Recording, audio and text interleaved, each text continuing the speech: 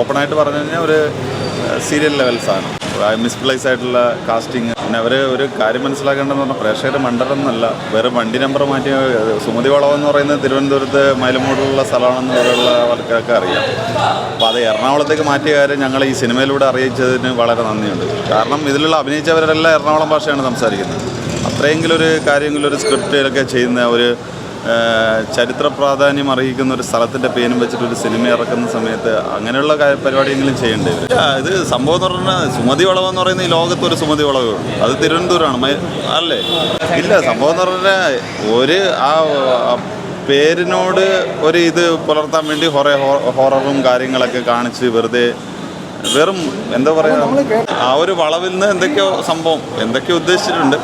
പക്ഷെ അത് വളരെ ഒരു പോകൃത്തിലാണ് സ്ക്രിപ്റ്റ് റൈറ്റർ ചെയ്തിരിക്കുന്നത്. കാരണം എന്ന് പറഞ്ഞാൽ സുമതി വളവ് അങ്ങനെയുള്ളൊരു ചരിത്ര പ്രാധാന്യം അർഹിക്കുന്ന ഒരു സ്ഥലത്തിൻ്റെ വരുന്ന സമയത്ത് അതിൻ്റെ കാസ്റ്റിങ്ങും ബാക്കിയുള്ള സംഭവങ്ങളും ഇവണ് അവർ സംസാരിക്കുന്നത്. ഒരു പഴയ കാലഘട്ടത്തിലെ സാധനം എന്ന് പറയുന്നത് ചെരുപ്പിലും വണ്ടി നമ്പറിലും മാത്രം കൊണ്ടുവന്നാൽ പോരാ, അവർ സംസാരിക്കുന്ന ഭാഷയുണ്ട്, അത് എറണാകുളത്താണ്. അപ്പോൾ അഭിലാഷ് പിള്ളയോട് പറയാനുള്ള സാധനം എന്ന് പറഞ്ഞാൽ സുമതി വളവ് ഇവിടുന്ന് എറണാകുളത്തേക്ക് മാറ്റിയതിന് വളരെ നന്ദിയുണ്ട്. കാരണം ഇപ്പോഴും പലർക്കും അതിനെക്കുറിച്ചിട്ട് എറണാകുളത്ത് എവിടെയാണെന്നും കൂടെ ഒന്ന് ഇതിൻ്റെ അവസാനം പറഞ്ഞു തന്നിരുന്നെങ്കിൽ കൊള്ളായിരുന്നു.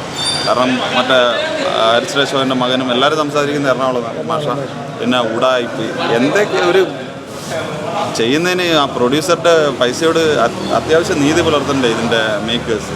കോമഡി അത്യാവശ്യം 2-3 സ്ഥലങ്ങളിൽ ഇച്ചിരിയൊക്കെ ഉണ്ടായിരുന്നു. പക്ഷെ അത് മാത്രമല്ലല്ലോ, ഒരു ഹൊറർ സബ്ജക്റ്റ് എന്നൊക്കെ പറയുന്ന സമയത്ത് അതിനോടുള്ള നീതി പുലർത്തിയിട്ടില്ല സിനിമ. ഒരു ശതമാനം പോലും നീതി പുലർത്തിയിട്ടില്ല. പ്രേക്ഷകരോട് പറയാനുള്ളത് അത് അപ്സ് ടു യു, നിങ്ങൾക്ക് വേണമെങ്കിൽ കാണാൻ, വേണ്ടെങ്കിൽ കാണണ്ട. ഒരു കാര്യം പറഞ്ഞുതരാം, ഈ സിനിമ കണ്ടു കഴിഞ്ഞാൽ പിന്നെ എല്ലാവർക്കും സുമതി വളവിലൂടെ പോവാം, ആ പേടിയൊന്ന് നശിക്കും.